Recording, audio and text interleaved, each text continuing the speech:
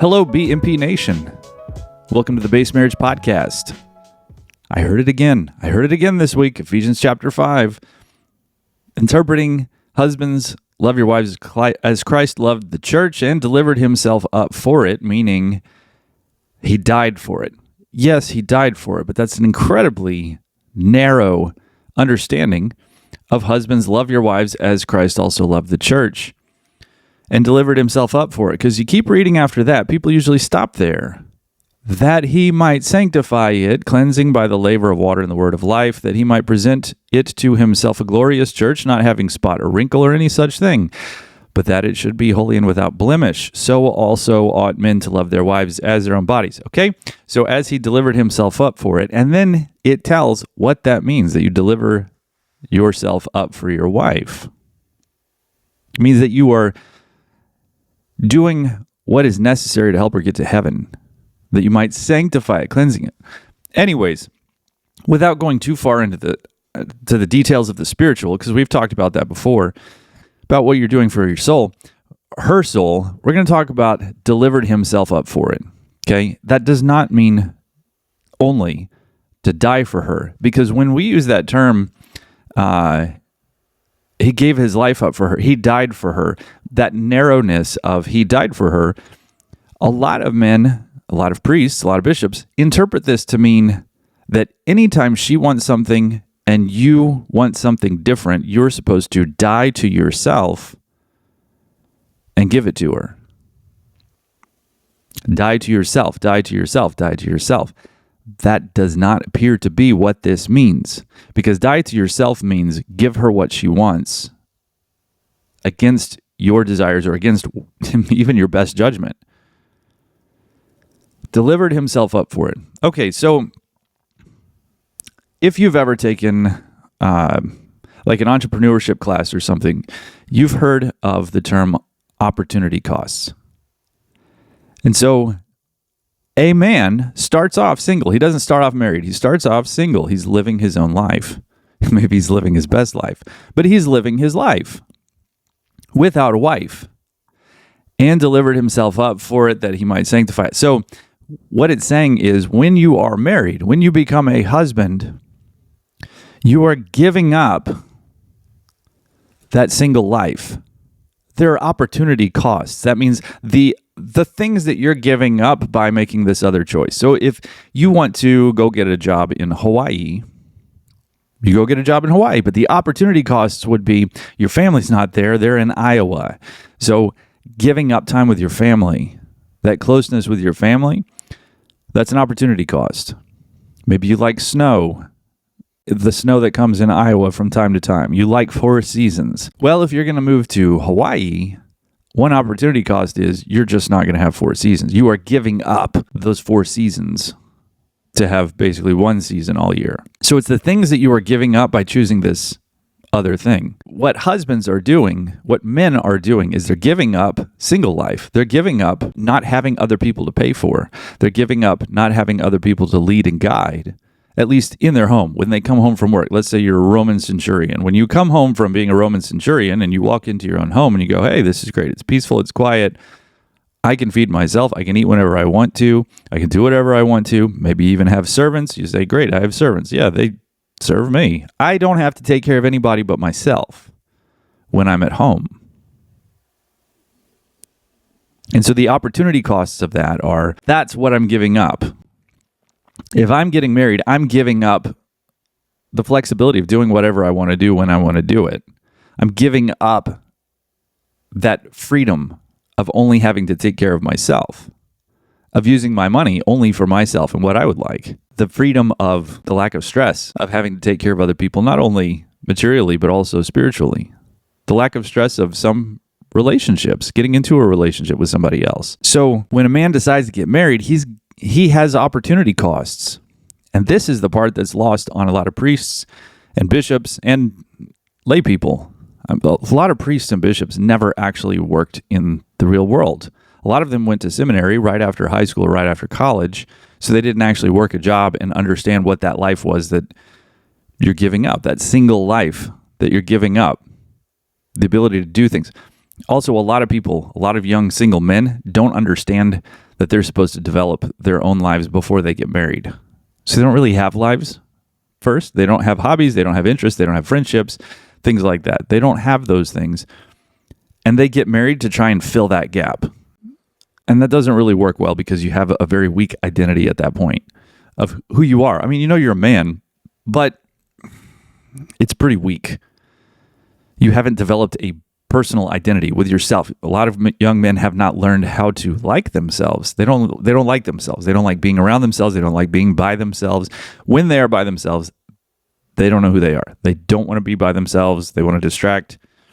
There's some development. There's some maturity, some hashing out of things with yourself that you need to do so that you do find that you are let's say you develop yourself into a whole person, or let God develop you into a whole person. So when you haven't worked in the real world, when you just go to seminary after high school or college, you don't really have this concept of the opportunity costs, what you're giving up as a single man to do these things. I mean, you kind of just go right into it as a young man into the seminary. Absolutely, they're giving up. They have their own opportunity costs. When they go back to the rectory, it's basically just them. They've not given up the same opportunity costs that married men have. So those opportunity costs, we already talked about that part. So the delivered himself up for it, giving himself up for it. I don't even know if delivered is the right word. We'd have to go back to, let's say, the Latin Vulgate and figure out what that word means, delivered himself up for it. Okay, so what I just did was in Brave, I translated the drbo.org, which please go over to the sidebar on that. It says, I'm blind, I need help, and help me fix my old house. The guy who created this website needs some help. If you have the opportunity to do that, that'd be great. So what I did was clicked on the Latin Vulgate translation of drbo.org, and then up in the sidebar, up in the top, not the sidebar, but at the top of the browser, it says Latin or English. And so I'm using the browser translation, but this is just interesting. Men, love your wives as Christ loved the church and gave himself to her so that it would sanctify clean water in the word of life, that he might present it to himself, the glorious church, not having a stain or wrinkle or something like this. Okay, so that's an interesting thing that the browser just translated it as, men, love your wives as Christ loves the church and gave himself to her. See, our English kind of gets a little funky. Anyways, delivered himself up for her, gave himself to her. So have you heard of a dowry? A dowry was basically when a young woman's getting married, her family, before she gets married, her family saves up money, property, livestock, furniture, so that they can basically give this to the young man and say, hey, this is to help you establish a household. We're here to help you. This was a cultural thing for women. Women had to give a dowry. They had to provide a dowry. And young men could look at the different women and say, well, okay, she marries, her dowry is this big. Her dowry is that big. And he's weighing, how much of a burden is this going to be for me to marry her? If her parents are poor, that means I have to do all the heavy lifting to establish a home. And she better be, of good disposition, of gentle disposition, because I have this money, I have this life for my own. Maybe he lives in a garrison, maybe he lives in whatever. He lives by himself. He does not have a wife. So wherever it is that he lives, he's saying, I'm giving that up to establish a household with a woman. Does this woman bring material value to me so that I don't have to do this on my own? Or am I going to have to pay for this on my own? Which means your standard of living, if she doesn't provide much of a dowry, your standard of living is going to be very low. But if she provides a dowry, it's going to be very high, or it's going to be higher. Furniture, money, property, livestock, all the rest. Titles, that's important. Nobility, that's important. So in that, it kind of illustrates the purpose of the dowry. He's giving himself up for it. He's giving up this other life that he is living, or that he could have, for her. It doesn't mean to die for her, like that you just die to yourself. It means and it's extraordinarily rare that a man and his wife are, threatened with death, and he says, well, I'll die for her. So that's not really how it works. I mean, yes, he might say, okay, well, I will die in her place. Great, wonderful. But that's like, 1 out of 10 million people. No, that's probably less than that. It's like 1 out of, a billion people that they actually get a choice between, all right, which one of you is going to die, the husband or the wife? It's just an extraordinarily rare thing. So it can't really mean that. He gave himself to her. I am giving you of my effort, energy, my time, my money to support you. And I'm going to put that effort into helping you get to heaven, making you a spotless offering without blemish. That takes a lot of effort. I'm going to lead you and my children, our children, to heaven. I'm going to devote this extra time. I'm going to devote time to a family rosary every night so that we can all grow in holiness, so we can worship God, so we can do these things. If he was doing it on his own, he could just do it anytime he wants to. He doesn't have to do it with the family if he's not married. So that's what that means, is delivered himself up for her, because Jesus had opportunity costs as well. He didn't have to go into ministry. He didn't have to spend his life, his adult life, 3 years or so. He didn't have to spend that time delivering himself up for the church, performing ministry. He didn't have to do that. He did that, but he didn't have to do it. He had the other choice. This is the other life. He could have had any woman he wanted. He could have married. He could have whatever he wanted. He could have done it. He chose not to. He had free will. He had his own will. There was the divine will and there was his personal will. 2 wills, not 3 and not 1. But he had another life he could have lived if he decided against getting involved in ministry, if he decided against going through that public ministry and then eventually dying, being killed by the you-know-whos. So those opportunity costs, that's what that's talking about. And delivered himself up for her. It doesn't mean die. Doesn't mean die. And it doesn't mean giving her what she wants. It means doing it means that you have given up these things for her. You're now going to take care of her as you take care of yourself. Men, love your wives as you love your own bodies. We've talked about that in the abuse one. So also ought men to love their wives as their own bodies. He that loveth his wife loveth himself. But it's not to die for her. I mean, I just talked about that. It's not to die for her. That's an improper understanding of the concept. We just don't do dowries anymore because everything's about equality. Oh no, it just treats her like chattel. Women are chattel. No, they're not. But there's a serious deal about that. She cannot provide for him in the way that he can provide for her. In most cases, the man is going to make more money and has a better ability to make money than the woman does in the marriage. And it's not just because she doesn't have the same opportunities. She's not psychologically able to do it, emotionally able to do it. Very few are. Physically able to do it. When they're working and they have babies, they then get torn in half. They go, I want to be home with my babies. Men don't experience that. We have a little bit of, I miss my kids. I'm working 12-hour days. I don't really get to see them. I'd really like to be home with them. But we don't have that same tearing at our soul that women experience when they have to drop their kids off at daycare, and then she knows she's working contrary to her creation. We don't experience that. And women, you can't have it all. You can't be both the working mom and the stay-at-home mom. It's not the same thing. You lie to yourself, but it's not the same thing. And you know it. You just tell yourself, I can have it all. No, I can do this. I can be the good mom and also have this. I can be the exception. I can show everyone that you can have it all. No. She's trying to split the difference. So a dowry was the recognition that a man was giving up a significant portion of his life in order to take a woman on into his life and lead her, provide for her, protect her, love her, all of those other things. And the dowry recognized that and was given to make that heavy lifting a little bit easier for him. It's not because the wife is property. It's because it was a proper recognition of what a man sacrifices when he gets married. That's what it means to deliver yourself up.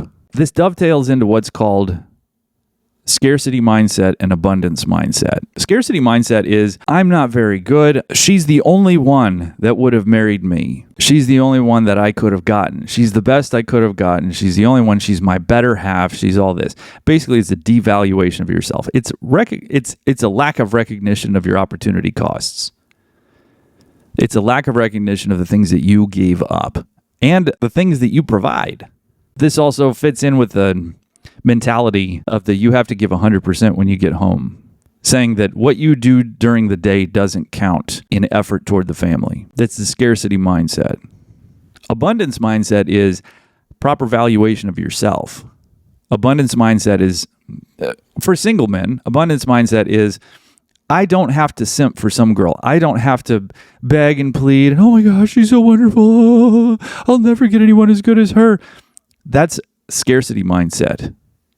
That resources are scarce. That girls like her are scarce. Abundance mindset is there are plenty. I don't have to simp. I don't have to devalue myself. I don't put her on a pedestal. I don't have to do these things because I know that if it doesn't work out with her, if she has a poor disposition, a cranky disposition, there are plenty of other girls out there. I don't have to give up these different parts of myself or this life for myself for this woman who's cranky. No, there are plenty of women out there. Seeing them in proper valuation, seeing yourself in proper valuation. So abundance mindset is you have the freedom of making a good choice. You're not controlled by your fear that you won't find anybody else. You're not settling. So abundance mindset in marriage is only, I'm not at all saying leave and go find somebody else. Abundance mindset in marriage is a proper valuation of yourself as a husband. What is it that you provide for her? You provide a lifestyle that she could never have for herself. She has the flexibility of being able to stay at home or go to work at a job that even doesn't pay very well, like as an elementary school teacher. She has the flexibility to not have to work regular hours from 8 to 5. She can work from, 7:30 until 3. Or she works at the doctor's office as a receptionist or a medical tech, and she gets to say, sign here, please, but she gets to get off early so that she can go pick up her kid from school.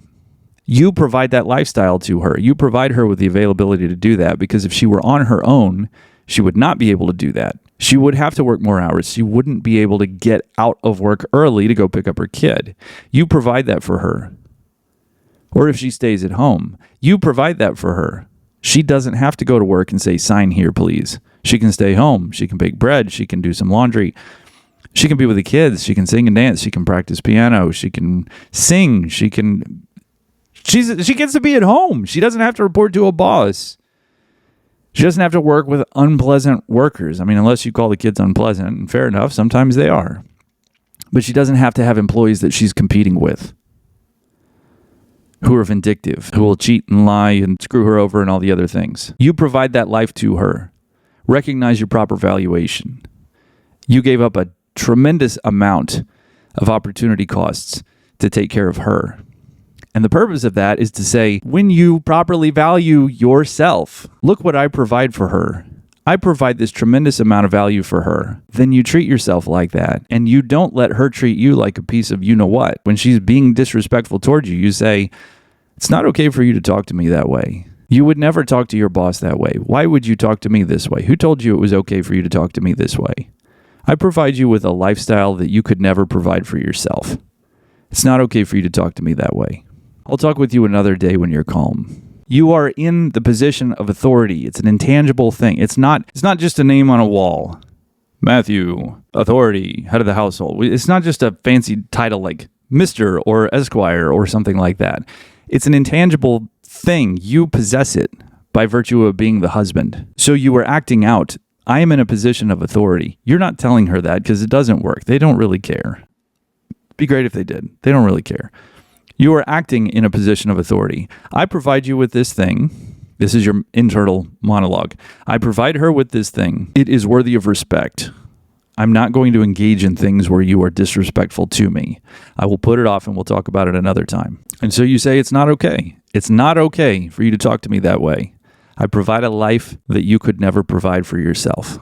I could go out and get a job and pay for this house and all the rest. Yes. But you couldn't stay home and take care of your kids at the same time. They would be in daycare. They would be at school. you would miss them. But you and your life would be harder because you'd be out there working. I provide a lifestyle you could never provide for yourself. It's not okay for you to talk to me that way. I will talk with you another day when you're calm. Holy smokes. All right, this goes right into a different... What was that other thing? What was the other thing? What is it? Doggone it. Okay, on to the next segment. Men, you have to be okay. You have to learn to be okay with letting her cry, letting her be angry, and taking no interest in it at all. We were taught, I don't even know that we're taught, because I have a son. He's pretty young. But from the get-go, if he saw his mom cry, that seemed to bother him, so he would try to go, Mommy, can I give you a hug? Things like that. And it didn't matter what she was crying over. I mean, her father passed away. That was really sad. But whenever he would see her cry, he felt sorry for her and would go want to take care of her.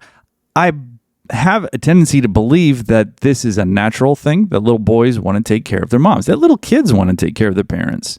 They don't want to see them cry. They understand to some degree that they can do something to fix it. Can I give you a hug?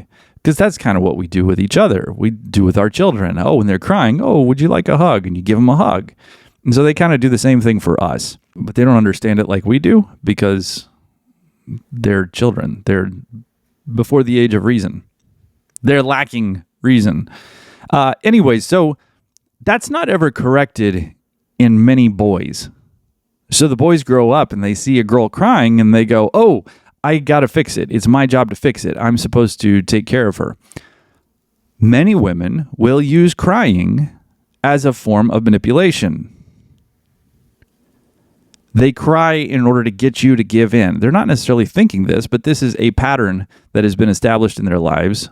My belief is that it's from training. They watched their moms do it, or they just cried, and then every time that they cried because they didn't get what they want, somebody would give them what they wanted. And so it's trained them into doing this. Many wives, when they're trying to get something from their husbands, when they want something from their husbands, and very many times, these are not necessarily good things.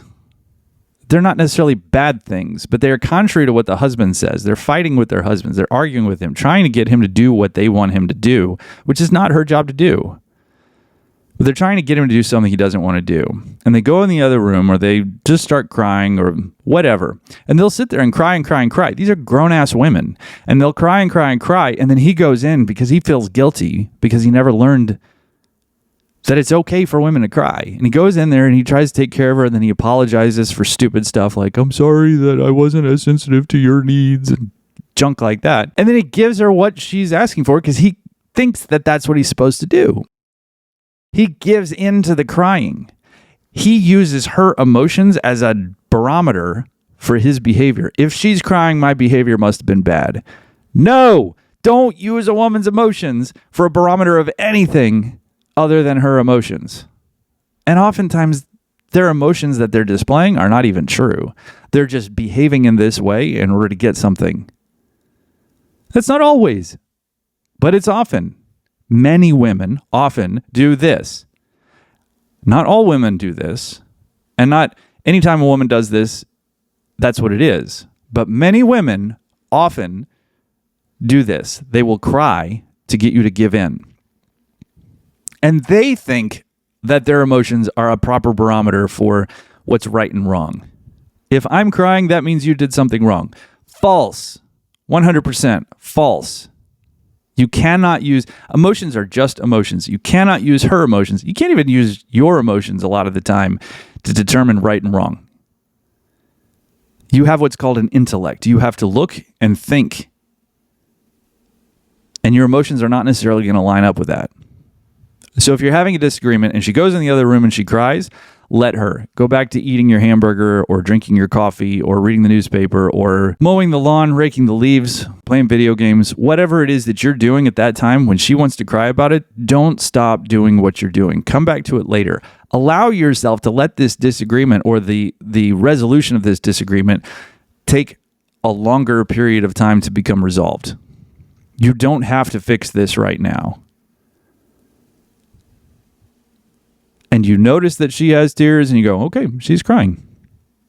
And you tell yourself, I'm not going to do anything about it.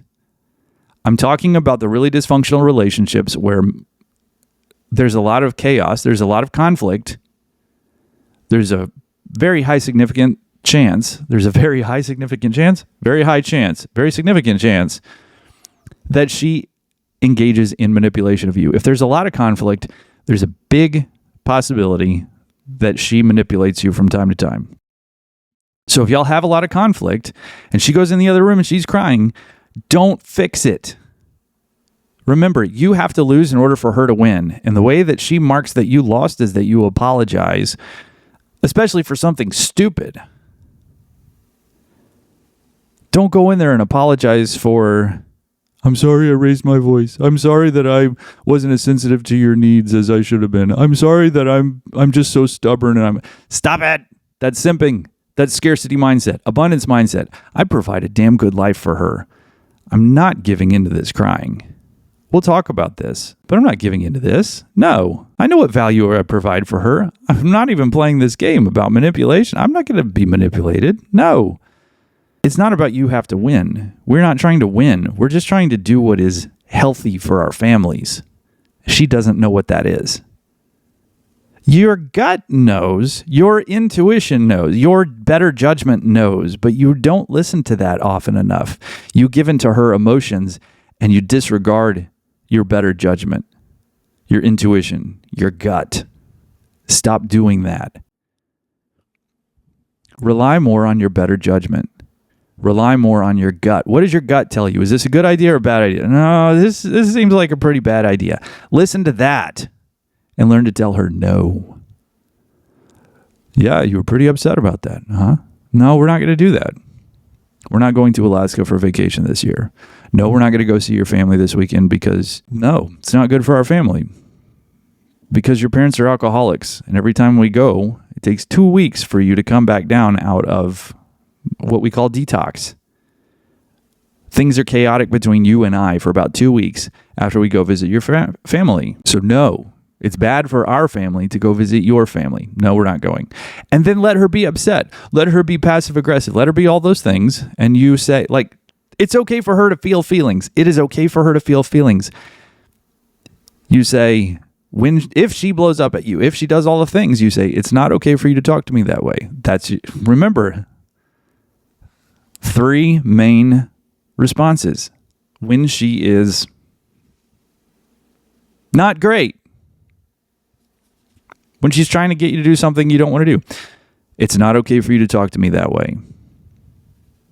I'll talk with you another day when you're calm. And that's manipulation. You're trying to get me to do something I don't want to do. If she keeps pushing after you say no, you say, I said no. I'll talk with you another day when you're calm. If she keeps pushing, this is not the widow's mite? The M-I-T-E, not M-I-G-H-T. This is not Christian perseverance. Oh, well, if I just ask over and over and over again, that's holy because Christ rewarded that. That was a good thing. I'll just keep pushing and pushing. No, that's called nagging. That's called wearing your husband down. That's not okay. He's not Christ. Yeah, I know he's not Christ. I heard some of you think that or say that. Stop wearing your husbands down. When he says this, leave it alone. Be done. When he says, no, we're not going to go visit your parents this weekend. That's not his fault. Your parents are alcoholics, for crying out loud. It's not his fault. It's okay for him to not want to be in an alcoholic household all weekend that for 2 weeks after results in conflict because you've got your own internal stuff that for whatever reason you feel like you have to keep making your alcoholic parents happy. And you haven't dealt with that. You haven't gone to get help for that. You haven't gone to adult children of alcoholics. You have your own chaos you're not dealing with. That when y'all come home from your family's house, you've got a whole bunch of ugly inside of you. Women I'm talking to. You've got a bunch of ugly inside of you that's not being dealt with.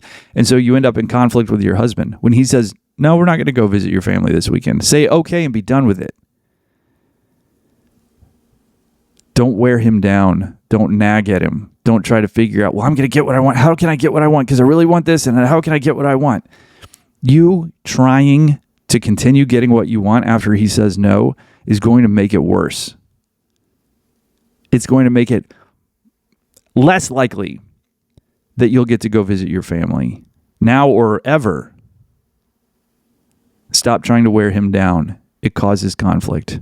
Men, when she's trying to wear you down, your answer is no means no. I said no. Asked and answered. Well, that's another good one. Asked and answered. She already asked the question. God, I can't talk today. She already asked the question. You already answered the question. Asked and answered. I'll talk with you another day when you're calm. I am calm. Really? You just blew up. I'll talk with you another day when you're calm. No. You don't have to explain yourself. Your logic does not have to make sense to her.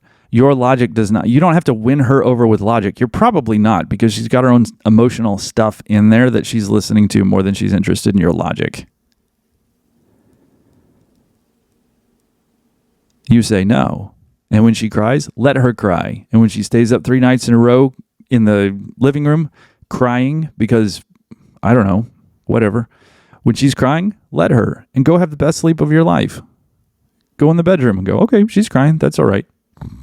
And go to sleep. And then you get up the next morning like nothing happened. You don't go, oh, sweetheart, how are you doing? You had a really rough time. Listen, don't do that. Don't do that.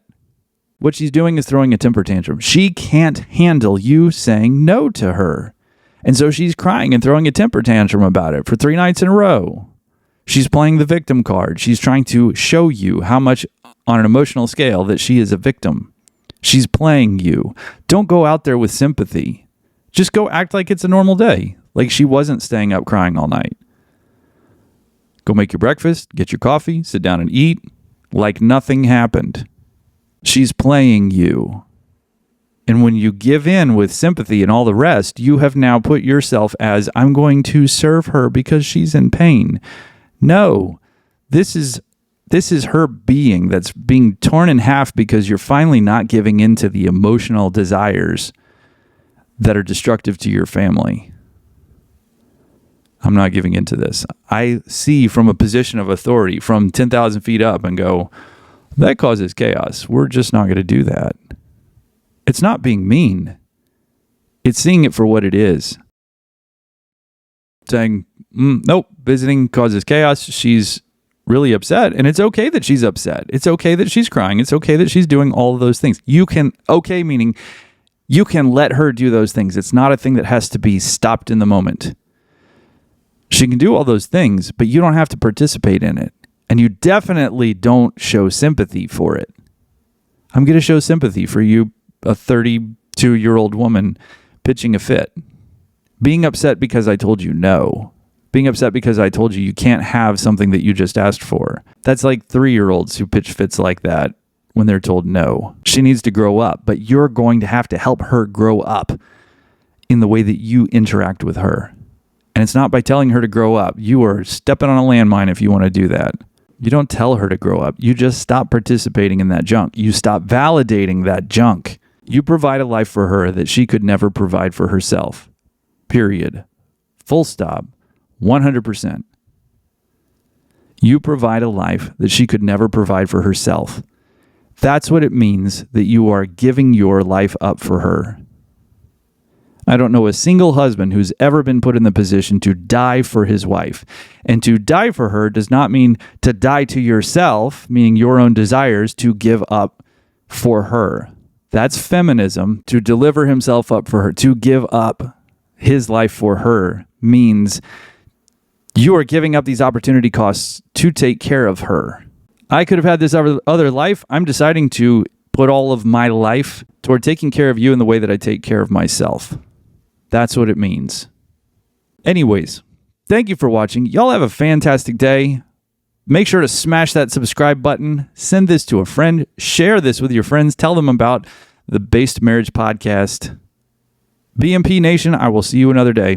Take care. God bless.